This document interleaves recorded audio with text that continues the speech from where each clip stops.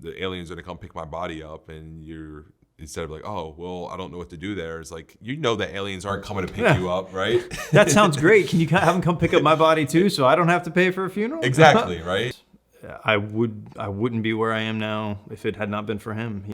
It's the solar people. And she looked at me like I was crazy. Like, why am I excited about the solar people? But I'll tell you what, how much money do you make right now? How many dials do you do per day?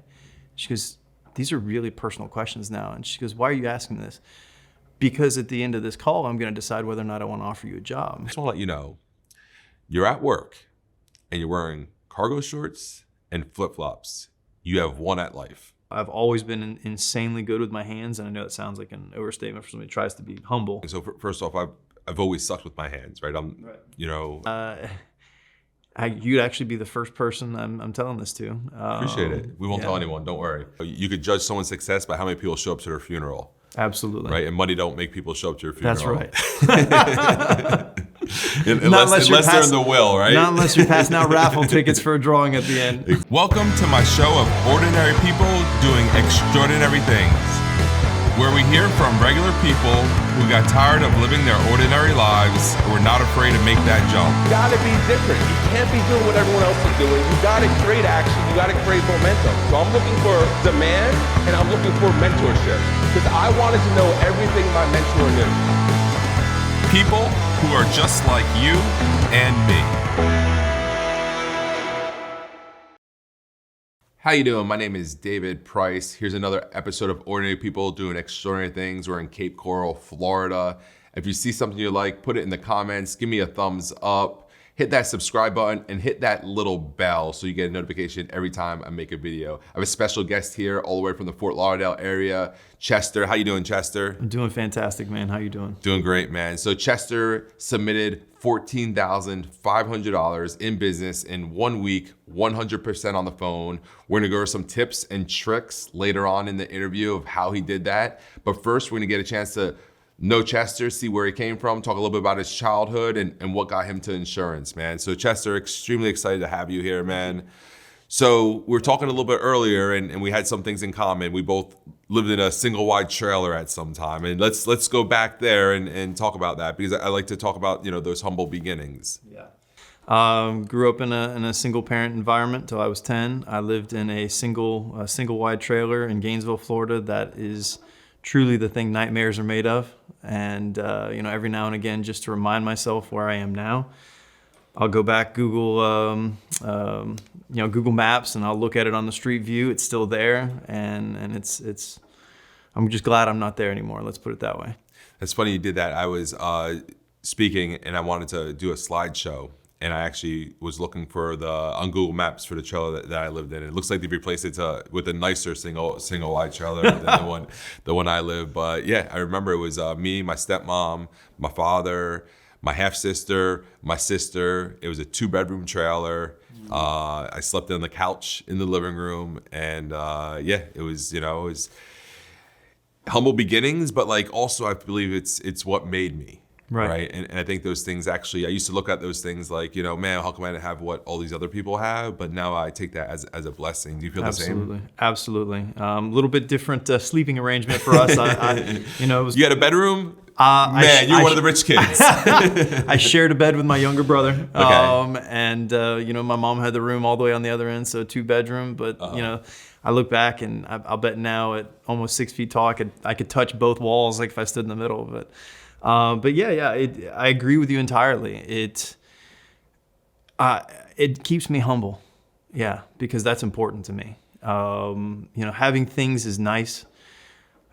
Making money's nice. The things you can get with money's nice, but who you are is really what matters. And staying humble is a big thing to me. It's a big thing, so it resonates with me.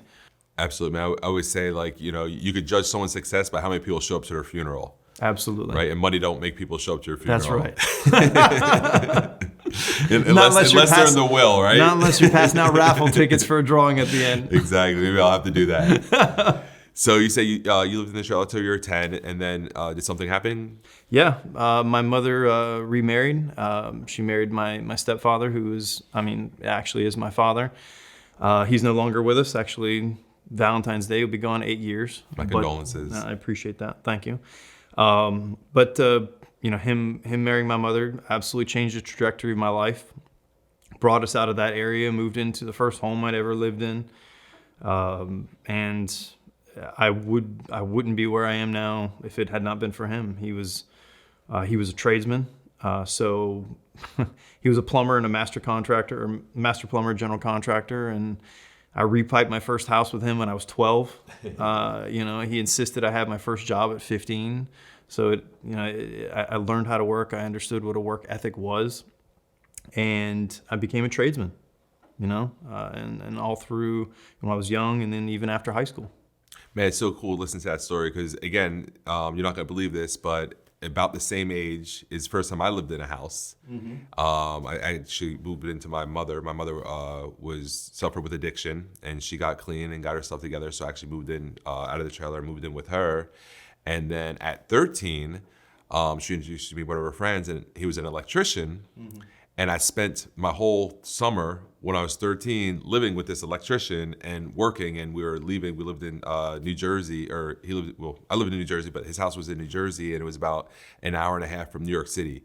And we'd be up at like 5 o'clock in the morning, get to New York City, we'd get back at like midnight, and like did that for a whole summer. Like, 60, 70 hours a week at 13. He was paying me, I think he was paying me $4 an hour. I remember sometimes we got back and he's like, hey, you want to wash the van? I'm like, yeah, I'll wash the van. I'm thinking to me like $4 an hour, I'm gonna be rich. Cause it was my first time ever making money, but definitely shows you what work is. I remember the following year, he's like, hey, do you want to do this again? I'm like, no.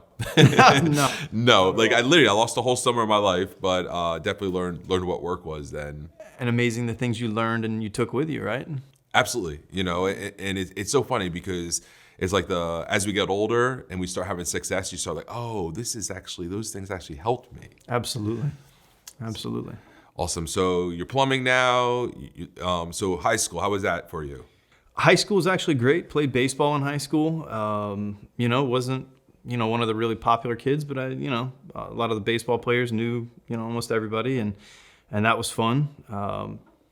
I got really lazy towards the end of high school, started doing things that I probably shouldn't have been doing, like a lot of high school kids do. And, I don't want to say I'm a decently smart guy, and I knew just enough, knew exactly what I needed to do to get by, graduated, and then continued working from there. Started going to college. It just wasn't, again, I was still involved in things that I shouldn't have been involved in, and it just wasn't for me. And so I quit doing that and just started working full time. So you went away to college? No. Being in Gainesville, I went to Santa Fe Community College. Okay. And I was fortunate that, I had two great schools in the hometown that I was born in. Well, not born, that I lived in my whole life. And, but no better way to put that other than I squandered that opportunity twice, twice. And so, Again, similar. I wrestled in high school and just did enough to get by. Wrestling probably helped me get by because I was a pretty decent wrestler. So I think some teachers kind of helped me when I was falling back a little bit, and I think I'm one class shy of my associate's degree. I just basically quit. I did mine mostly online. I think I did go to a couple community colleges different times, once when I was in the Army and then once when I ended up back home in New Jersey. Man, so super similar stories, man. So it's cool sitting down with you, learning a little bit about that. So I joined the Army at 20. Did you join the Army? I thought about it a lot of times, man, because I needed direction. I needed direction in a bad way. And I was, still a tradesman and spinning my wheels, getting nowhere. And, fortunately, my best friend, still my best friend today, said, hey, man, I'm moving to South Florida. You got nothing going on here. You should really do the same. And in July of 2007, I left North Florida, left Gainesville for good. Mom's still like, when are you going to move back? Sorry, Mom, never. But, moved to South Florida. I'd never been there before, and went into retail. Cool. So what kind of retail job? I worked for the largest furniture retailer in South Florida. I worked for City Furniture for 15 years. So when you worked there, there was sales though, right? I did. I was a sales associate for about 8 years. And then I was in management for the last 7. Okay. All right. Awesome. And then from there, something happened. You decided to get an insurance license. Yeah, I did. In 2020, I decided to get an insurance license. Again, went into business with my buddy Elliot, and the idea was we wanted to open up an actual group benefits agency that would cater to businesses offering, benefits to their employees.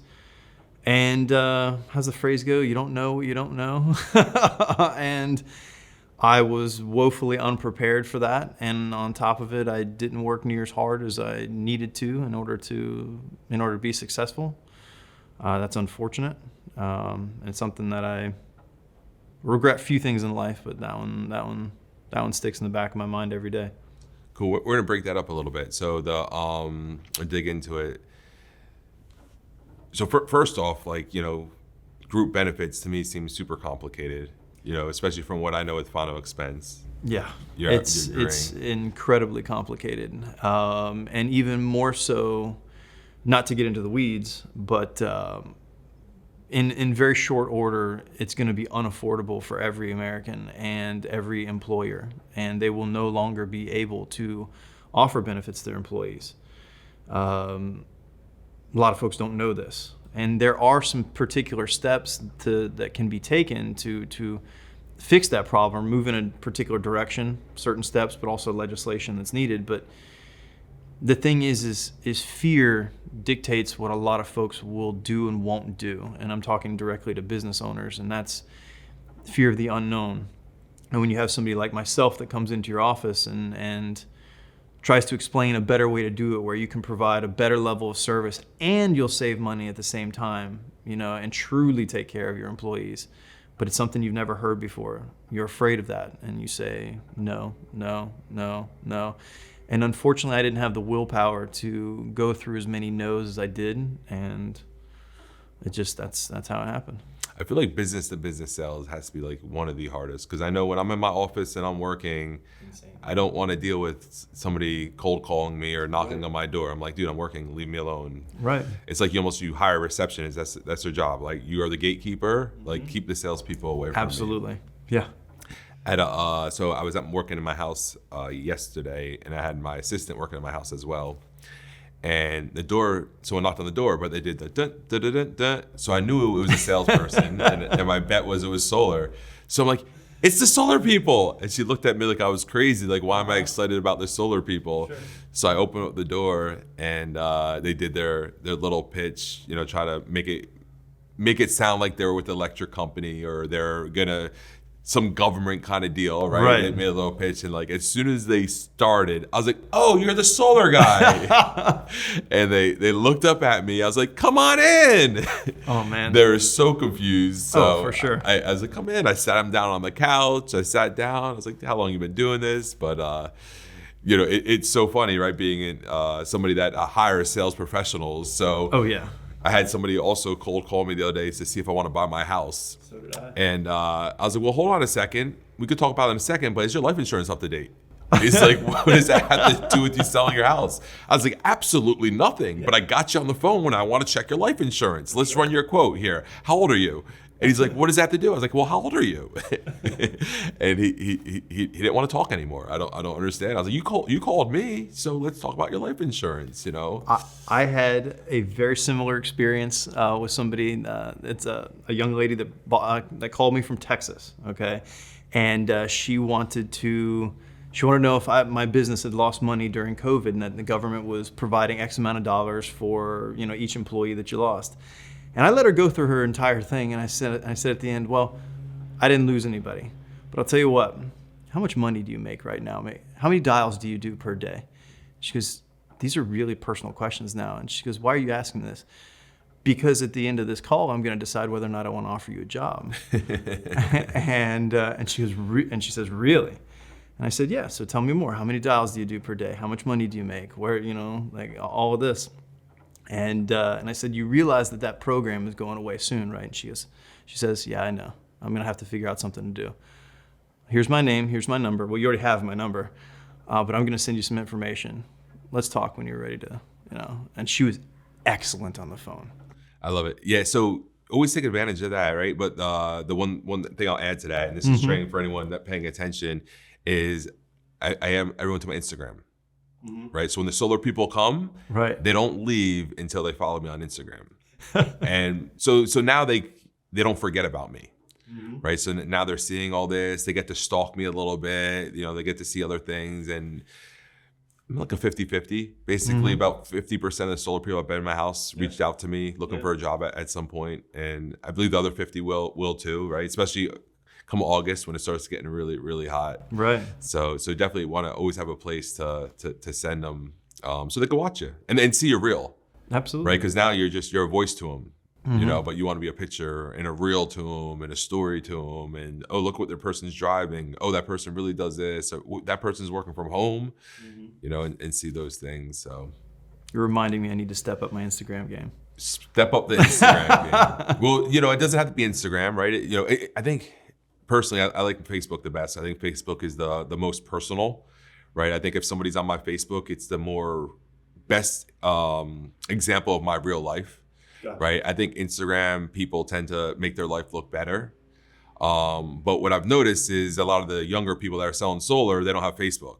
Right. Right. So I just go, hey, follow me on Instagram, follow me on Instagram. Plus I'm at I always hit the 5,000 friend limit threshold. Right. So it gets a little bit harder, so I'm not gonna be a friend request every single person that comes to my house, right? Right. But Instagram, you can follow me, I can follow you back. There's no limit to that, so that's where it's been a good spot to You're bring. Still speaking Greek to me, man. It's terrible. No problem. No problem. You got me right. We'll talk about this. We'll talk about this stuff. So, all right, awesome. So, it's funny you talk about the insurance business doing group health or group benefits, and in theory, it sounds awesome. It's like, dude, I'm just gonna go to business. I'm gonna get all their employees. I'm gonna make a boatload of money on a sale. Absolutely. And life's going to be great. And obviously it wasn't that easy. Like I said, it seems extremely complicated compared to what we do.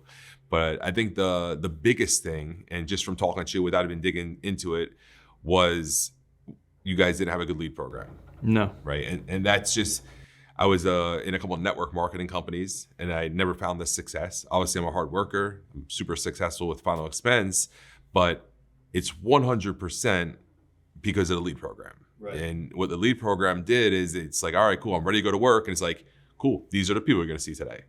These are the people you're gonna call today. You're like, oh, I know exactly what I need to do. Right now it's either you're gonna do it and work through it and learn and get good, or you're gonna be somebody that's, well, I don't wanna work, right? And we can't do anything with that. Right. So when someone talks about a different insurance opportunity with not having success or things weren't that hard, to me, it's like, all right, cool. That's because they didn't have a lead program. They had to find people on their own. And maybe now that I know how important leads are, I would know that if I was starting a business without a lead program, I would know it means I need to create leads, right? Which means I need to be cold calling the phone book, right? I need to be door knocking all day long, right? Because I know the activity that's meant in there. And I'm sure that's something that you realized as soon as you know what it takes to be successful in final expense. Right. And that's the part that I just didn't. I mean, there's no way to beat around the bush. You just don't know. Well, not only that, but I just didn't have the willpower at the time to call the phone book. And that's a big thing. I feel like you would now. I feel like it'd be a lot easier. Yeah, because because I feel like then. Same with me, right? It's like you just didn't realize how important that was. Right. You're just thinking I guess the biggest thing is you see, how many people you have to talk to in a week. Right. To be successful. Right. So now that. So you're like, well, the only way to be successful is talk to this many people. So I just have to do whatever it takes to talk to these many people. Mm-hmm. Whether I want to get hung up on all day long. It's the only way, or I just have to find a different system. Every no gets you closer to the next yes. Yes. How do you like our lead system? Oh, the lead system's amazing. That's it. Yeah, it's and I have a few people from network marketing companies and stuff. Same thing. Didn't have a lot of success there. Really, no direction. Not that the business was bad or the model was bad or anything. It's just you just don't know what you don't know. Right. Like you said, you don't realize you're not really working. And you need people to talk to. Yes. If you're selling people, you need people to talk to. You need people to talk to. So did you go back to City Furniture from there, or is that when you found us? The short answer to that is that's whenever I found you, or should I say that's when Doug Blake found me. Him and I have been workout partners for a good number of years, probably about 3 or 4 years at this point, and probably 2 years ago he started saying, "Hey man, what are you doing? You should come take a look at Senior Life." And every now and again, not hammer me with it, but every 2 months or so, 3 months or so, how you doing? You want to come take a look at Senior Life? And then Katie started asking me the same thing. And I said, "Wait, you're working with Doug now too?" And she said, "Just stop in the office. Just come in the office, see what we do." And that's kind of how it happened. So Katie reeled you in. Yeah, I think that Doug planted the seed. Yeah, and Katie, Doug put the bait on the hook, and Katie got you with it. Exactly. Poor you. Right. Poor you with $14,500 in production in 1 week, man. It's horrible. Yeah, I'm crying myself to sleep at night. So, were you still working the other insurance business at that time? No. At that point. So you folded? You just quit, or how did that end? Yeah, it folded. Really, you'd actually be the first person I'm telling this to. Appreciate it. We won't tell anyone. Don't worry. Yeah. I actually was, because I was a plumber before, I was thinking about going back into the trade, and I was going to become a welder, man. I've always been insanely good with my hands, and I know that sounds like an overstatement for somebody who tries to be humble. Yeah, but no problem. Insanely good. I mean, it's still kind of humble. I've been gifted, and you didn't say the best, so it's okay. Right. But I've always been able to just look at somebody do something and then replicate it. And I was like, this is something I can do. I had another friend that worked in that industry, and was going to basically ask him for a job and sell myself to him, and say, "Hey, I can do this. Like in under a week, I'll be able to do," and I had that kind of confidence, So instead, Katie got me at the right time, and she said, "Why don't you give this a try?" And as scared as I was like, I thought to myself, "Yeah, let's do it. Let's do it." That's awesome. So it's funny you said welding. So first off, I've always sucked with my hands, right? I did some plumbing. I worked with a lot of trades. I sucked at trying to sweat copper. Love sweating copper, man. Dude, and I can't even say I sucked. I never put the time in to learn it, right? I worked as a plumber's helper for a while, and he had me sweat some stuff, and it wasn't natural to me, and I felt like I was missing, like I needed one more hand to get the job done properly. Right. But obviously everyone knows welders make a ton of money. Right. And that's the thought process. Welders make a ton of money. That's what I was looking at. And you hear all these people get these welding jobs, making all this money. Man, I remember this guy, he was working in the union, and this was back in my early 20s, and he was going to New York City to work. And it was about an hour and a half for him to get to the city, and he had to wake up real early because he had to be there early. And he showed me his pay stubs. It was like $2,000 a week. I was like, dude, this guy's making so much money. And he messed it up. Right. He's like, I didn't want to wake up that early. He messed it up. He lost a job. I thought he was an idiot. Right. And I'm sure when you talk about welding, you're thinking the same thing, right? Very high paying job, something you could do. Man, I'm not a real good swimmer, but I was going to learn how to scuba dive and be a deep water welder, right, and make $50,000 a month or something like that. Maybe not that high, but it's insanely high. So high risk, high reward. Yes, high risk. So, right, so that was your relationship with money then. Right. But now, did that thought process change at all? Yeah. It's changed a lot. I'm willing to spend more to make more now. And it kind of all circles back to our lead system. And what I said before is fear can paralyze you. And once you get past the fear of buying those leads, to have those people that you can call every single day, when you get to the office, man, at that point, you've taken the chains off of yourself.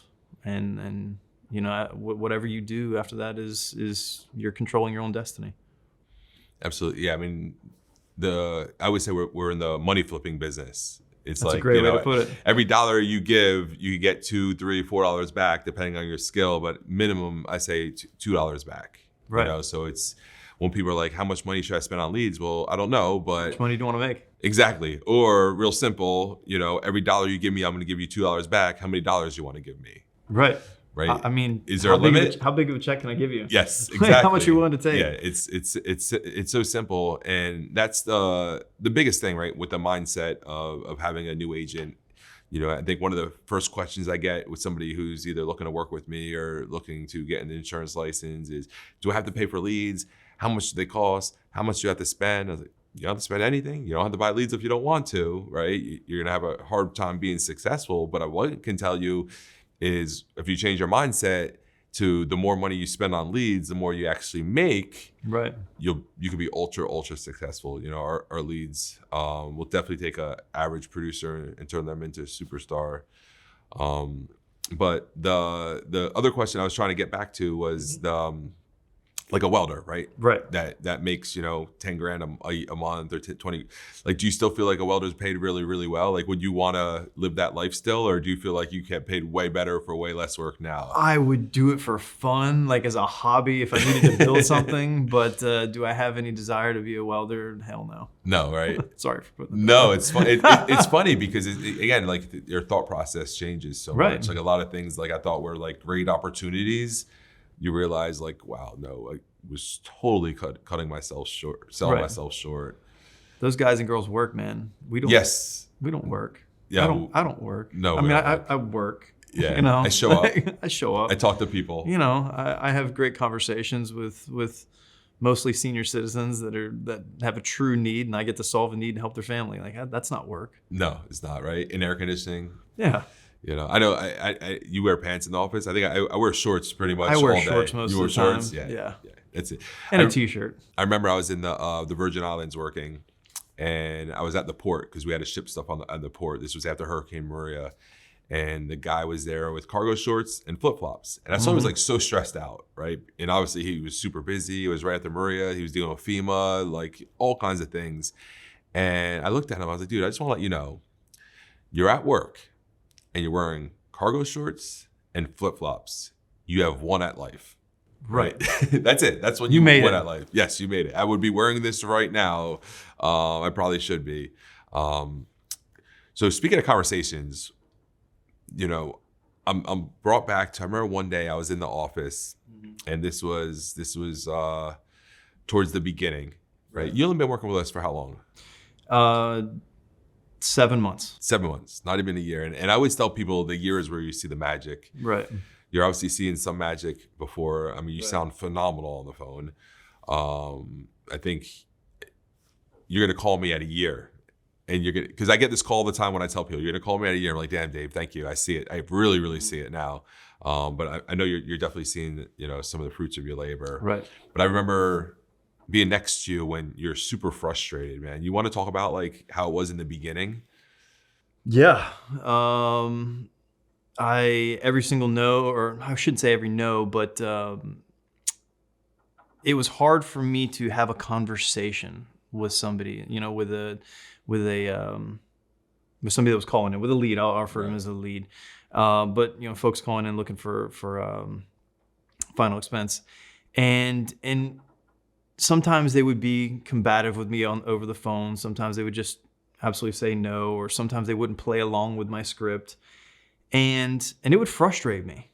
And now I know why. But again, like we said before, you don't know what you don't know. And now I'm not going to say I can't have an off day now, but it doesn't bother me as much anymore. But that was a roadblock. Yeah, you hit the nail on the head. Yeah, you noticed that, huh? Yeah, I remember you're so frustrated, and Yeah. and I mean, don't get me wrong, I went through tons of frustrations in this business. I share very openly that right about 6 months in, I was about to quit. I used to do disaster work, and Hurricane Michael hit the Panhandle.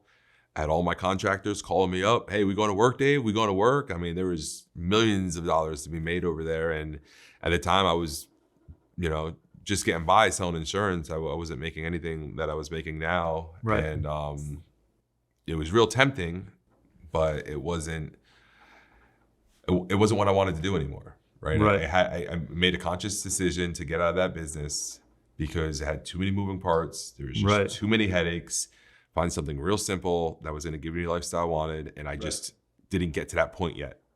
And I didn't want to leave and start over. So I kept moving forward. But yeah, I tell people I had tears in my eyes for a year, basically. I felt like, I'm not going to say I've gone home and cried, but because I'm not much of a crier, but I've had doubts. I've definitely had doubts, for sure. obviously they're gone now, right? Yeah. And they said, you sound phenomenal, man. I just been hearing you on the BCC here and there. And I was like, man, Chet sounds so good. Different person, right? We just, like you said, it's just being comfortable. Yeah. That's what it comes down to. It's just Confidence it's just, and comfortable. Confidence and comfortable. And at the end of the day, they're looking for insurance. Right.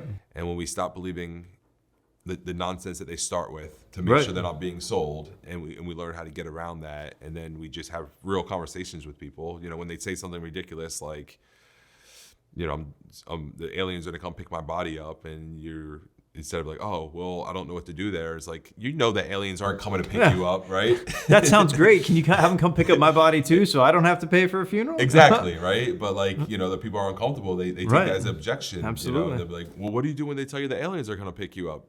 I don't know. What would you do if your kid told you that? I would laugh at them. Yeah. We'll laugh at them then. Yeah, for sure. Real simple. Talk to them like they're your grandmother or your child, or, Absolutely. or something. All right, cool. So you start having success. Was there something that changed? Was there a spark? Was it a gradual thing? Do you remember one day, like all of a sudden, you're like, oh, I got this now? I probably about a month and a half ago, I was really kind of looking hard at myself in the mirror and saying, hey man, we're really just treading water. You're doing better than most at this stage.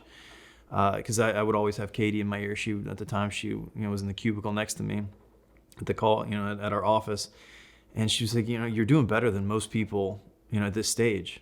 Like this is what success looks like. It's gradual, and I'm thinking to myself, yeah, but not fast enough for me. At this point, I'm just treading water. It's only a matter of time. Like I can't sustain this, and so, like I have to make a choice. Okay, and that's, do I go all in again, or do I do something else? And I decided all in again. I loved working out with the people that I worked out with in the gym in the evening time. That was my time. Can't do that anymore. Got to work later hours. Now I go at 6:30 in the morning. Like to stay up late at night. Can't do that anymore. Go to bed at 10 o'clock. Was afraid to buy as many leads. Can't do that anymore. Need more people to talk to. And so, that's what I did. That's awesome, man. If you're listening to what Chet just said, that is absolutely gold, because so many people, they just keep doing the same thing over and over again, and Right. they want different results. And It doesn't work that way. You said so many big things, right? You gave up working out with who you want to work out with. Right. For me, I just stopped working out altogether. I was a field agent, so life was a lot even harder than what most people are on the phone. So I just can't do both. Like I'm not having success yet. I just can't do both. I gained weight. I wasn't healthy. I wasn't happy, but I was able to get that all back. I miss a lot of days, man. Yeah. Because I'll be truthful. I've been a night owl my whole life. It's hard to go to bed at 10 o'clock at night. And so I'd rather stay up an extra hour. I'll just not go to the gym and I'll go to work. Right. So you made your business a priority. Yeah, it had to be. And that's it, right? So like I would say, like, winning's easy. You just make it a priority. Right. That's it. No other option. That's it. It's no other option. It's like, oh, I want to go to the gym. I do, but I wanted to build this business more. Right. Or I want to build this business, but I'd rather go to the gym. So it just depends on which one you make the priority. So Right. So you're reaping the benefits of just changing your priorities, and it doesn't mean you can't go to the gym. It just means you can't go as much as you wanted to. Right. Or you can't stay as long as you wanted to. Or Right. you can't go some days because work was important, right? Right. Just like when somebody has a child, you can't be like, well, I'm not feeding my child today because I don't feel like it, because I not an want to hang out option. with my friends. It's not an option, right? Yeah. Their child's a priority. You have to do these certain things, or yourself, right? I don't think people just go without eating. Like, I'm not going to eat today because I want to work out, or No, it doesn't really work that Doesn't way. work that way, right? No. So just change your priorities, your investment on money, right? Which definitely helps, gives you more people to talk to, more presentations. Right. Obviously, I always tell people leads are the hack. I've had the pleasure of mentoring hundreds of agents, and you look at their lead spend. So I could see it from a big bird's eye view of hundreds of agents. Right. And all the successful agents have the same exact thing in common. They Right. spend a lot of money on leads. Right. And for the people that are hearing this, like, oh, well, they're spending a lot of money on leads. Be like, yes, but they're keeping a lot of that money back. They're getting all that money back and then some. Right. So that's good. And then, so once you made that commitment, right? We'll call that the new commitment. How long did it take before the success followed? Pretty quickly. Pretty quickly. I made sure I was on the morning meeting every morning. Still got to get better about having the camera on, sometimes. That's it, man. Work on that, man. That's it. But on the morning meeting every morning, and listening to folks present, and I've listened to several of our leaders, and they've had great points. And not to say that I didn't listen to them, in the 6 months prior, I just didn't listen to them, if that makes sense.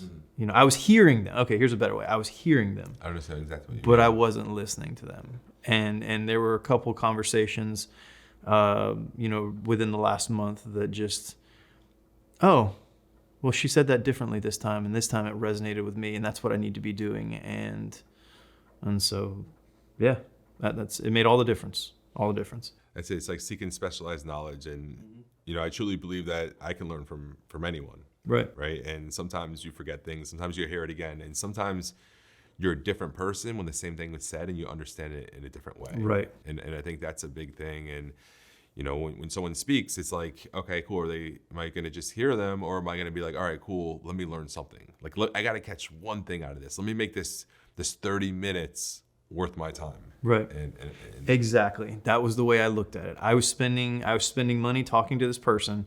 This person is going to give me a certain amount of their time, and I treated it like a business transaction in that aspect, and it's not. It's just not. Now, I pay for the opportunity to have a conversation with somebody about one of the things that worries them the most in their life, and at the end of the conversation, I get to offer them, an opportunity to take all of that fear away and give them peace of mind that they didn't know was possible to have. Can't be a better business than that, right? Right. That's why I say, I work. It's not. We get paid to talk to people. Man, I enjoy what I do now. That's it. That's awesome, man. So, like I said, super proud of you, man.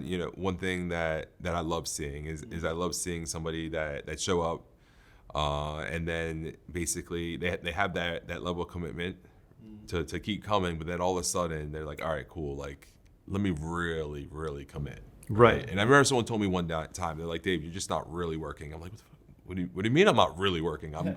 I'm out every single day, right? But I understand what they meant now. Like, I wasn't really working. Like, I was going through the motions, right, but I wasn't really trying. I wasn't being a student. I wasn't doing the things to get better. I was just winging it the whole time. So super proud of you on that. I could still do better. Yes, and you will. Every single day I could still do better. Without a doubt. I've got a list of things that I could still do better. So so we just started the new year, 2023. Jeez, It's crazy even saying that. We just finished the first month already. We're already in February. Right. What's your goal for this year? What are some goals that's on your mind? So I like making money, Dave, but I'm more into the accolades. And what I mean by that is Senior Life is going to give me one of those rings, and and at the end of this year, they're going to give me one of those Rolexes too. I love it. And like I said, I love the money, but I do like the accolades too.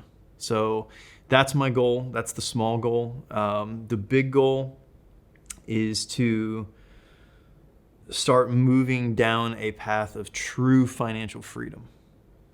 That's the big play. That's what I want. So the question is, what does financial freedom look like to you? Financial freedom looks like being in Costa Rica in a pair of cargo shorts with flip-flops on, but yet with my cell phone still in my hand and coaching agents over the phone or helping them problem solve or Sounds familiar. Yeah, exactly. But being able to do what I want to do when I want to do it and for the people I want to do it for. That's awesome. That's how I got in this business. I said it a little different, doing what I want to do, how I want to do from wherever I want to do it, or something along those lines. And that's what this business definitely gives you. It's given me a ton of freedom, you know, and just like you said, like I'm nowhere where I want to be, and I have tons to improve, and I feel like I make more mistakes than anyone. Right. But because of that, I also get more things right than Opportunities anyone, for learning. because I make so many mistakes, and I'm always learning and growing. One thing I definitely want to do is, like I said, you sound phenomenal on the phone, and I want to go over some objections with you, right? I want to do some stuff with the viewers. I know you're getting nervous, but I'm okay. I'm going to make it easy for you. So I'm going to ask you, what are some of the top objections that you have? Oh, man. I look forward to this one now. I'm just looking for a quote. Just looking for a quote? Just looking for a quote. I want to talk to my son or daughter, you know, whichever talk one. to my son. You know, I love that one. And I mean, those I feel like are the big two. Those are the automatics. Okay. Like I feel like, you know, they went into the conversation knowing they're going to say that. Okay. So I mean, we can start there, and if I think of another one, I'll throw it. Okay. At the end. I'm sure I might think of something too, but You might, we'll yeah. start. Hey Chester, listen, I'm calling you. All I need is a quote. Just get me to the price. Get a quote. I'm calling around and shopping around. That's great. I appreciate you calling Senior Life today. We're definitely going to get a quote for you. First, we need to actually see if I can even get you approved for coverage through us. That's going to be our first step. So, this is, your name is this, and this is your date of birth, correct? Correct. Awesome. So you agreed with the objection. You moved on. Right. You took it away from me by seeing if I can, because I can't really get a quote if I don't Yeah, qualify. You might not even qualify, Dave. Right. And then the beautiful thing is you went back into the application. You verified some information you had. You went back to the application. Absolutely. I love it. Okay. So It's your path. that's it. You just went down the sales line, right? Exactly. So Chet, I love everything you showed me, but I can't do anything without talking to my son. Completely understand. My mother calls me every now and again and wants to run stuff by me. But Dave, if your son was on the phone right now, what was something that you think they would object to? What do you think that would be? Well, I don't really know, to be honest with you. I just like to talk to my son about everything, because obviously he's going to have a big part of this. Okay. Yeah, he'll more than likely be your beneficiary. I completely understand it. And I would actually love to talk to your son too, because him and I need to have relationships. I'll be with you, for the life of your policy. So let's do this. Now's the best opportunity for me to meet him. Let's go ahead and give him a call so that I can run through this information with him as well. You want me to call my son right now? Absolutely. I think he's at work. Okay. That's perfectly fine. Here's what we'll do then. Okay, because I want you to be able to talk to your son too. But I also want you to be informed when you talk to him as well. So here's what we're going to do. We're going to finish up this application. Because again, like we said at the beginning of the call, I don't even know if you're approved yet. But we have to do this first. We're going to finish this application. I'm going to provide you with all of the documentation you need to have a comprehensive conversation with him, so that he can advise you the best he possibly can, and then we'll have a conversation, the three of us, again after that. How's that sound? Yeah, that makes sense. Let's do that. Awesome. I love it. What about Chester? I got to think about it. Completely understand that. I have to think about a lot of things too, but let me ask you this, Dave. What's the worst thing that can happen, if we were to go ahead and move forward today? We're only just doing an application to see if we can get coverage for you. You called with a specific need in mind. What's the worst that can happen, if we actually just look and see if we can get you approved? Well, I'm just really not sure if I could afford it. Okay. So is price is that the number one thing that you're worried about? Yes. What else? Just price. Okay. There's nothing else at all. Just the price. Just the price. So if I can find a policy that accomplishes the goal that you called Senior Life about today, that's in a price that you can afford, and is not going to put you in a bind, then that would be something that would appeal to you, and you would want to move forward with that, right? That would make sense. Correct. Let's do that. How about that, Dave? Okay. Chester, man, you got so good, man. 7 months in, you're killing it, absolutely killing it. So one other thing, let's do this too. I know you have a really good introduction. And when you're selling on the phone, the introduction is so important. Right. Do you mind sharing your introduction with the people? Sure. Yeah. So you call in, you get transferred to me. So I say, hey Dave, thanks for calling Senior Life today. #1 in the United States in final expense coverage. I'm blessed to be talking to you and excited. Well, I don't say I'm excited, but blessed to be talking with you. How best can I serve you? Yeah, I was just calling for a quote. That's awesome. We're definitely going to get you a quote. Awesome, man. Awesome. Caught me on that last one. I was smooth through the first 3. I know it's a little harder in this situation with a couple cameras around and little bit. microphones and maybe a few lights. A little bit. You absolutely nailed it, man. So, do you have any agency plans? You got plans to grow Absolutely. an agency, man? I feel like your ability to help other people learn how to sell on the phone is just like you're about to crush it. Absolutely. I do already. The short answer is yes. I do want to build an agency. I do already have 4 agents that are underneath me. In the latter years of managing for City Furniture, really what I stepped into was a coaching role. I really enjoy that. I really enjoy seeing other people succeed and consider myself a real servant leader. And so I would love to build an agency, love to show other people the way to success. Awesome. Yeah, absolutely, definitely can, and you just proved a lot of that right now. So every day, I see you, I hear you. You're on a virtual call center. Right. Got to So- be on the call center. So if an agent wanted to work with you, they would actually get to hear you deal with objections, hear your introduction, Absolutely. hear how you ask for the bank information, Absolutely. the social, all those tough questions every For sure. single day. You're available to coach them. Absolutely. If they jump on the virtual call center and they need real-time coaching, if they're on the phone with the client, they don't know what I'll to say listen to next. them. You'll listen to them and you'll be able to help them.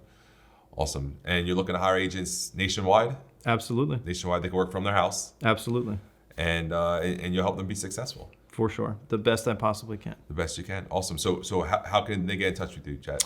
So you can email me at chetshouppe@gmail.com. That's CHETSHOUPPE@gmail. And if for some reason you have a problem getting in touch with them, you could put something in the comments, and I will be sure to get you in connect with Chester. So super excited about that. Chester is amazing at what he does, and I truly believe that if you join Chester, that he can help you be successful in this business, teach you how to sell final expense 100% on the phone. So Chester, man, it's been great having you here. I definitely great being here. appreciate you driving out here. I know that your time is very valuable. I know you easily could have made a couple $1,000s on the phone selling insurance instead of coming out here. So I definitely really do worth appreciate that. Absolutely. So thanks again, man. I'm super pumped for you, man. Like I said, I hired thousands of agents, mentored hundreds of agents, and I see something really, really special in you. And I know for sure that if you stay as committed as you are and you stay coachable and you continue to keep trying to figure out how to do better, how to invest more into your business and, stay coachable with that, like you're going to absolutely blow up this business and do some amazing things and break some records. So I'm pumped and excited for that. I appreciate you and all you do, man. Thank you, Truly. brother. Thank you. So guys, that was another episode of Ordinary People Doing Extraordinary Things. Please put some stuff in the comments. If there's a video you want to see, put that in the comments. Hit the subscribe button, hit the thumbs up if you like it, and hit that little bell, and then you'll get a notification every time I make a video. Thank you again. That's another episode of Ordinary People Doing Extraordinary Things with David Price.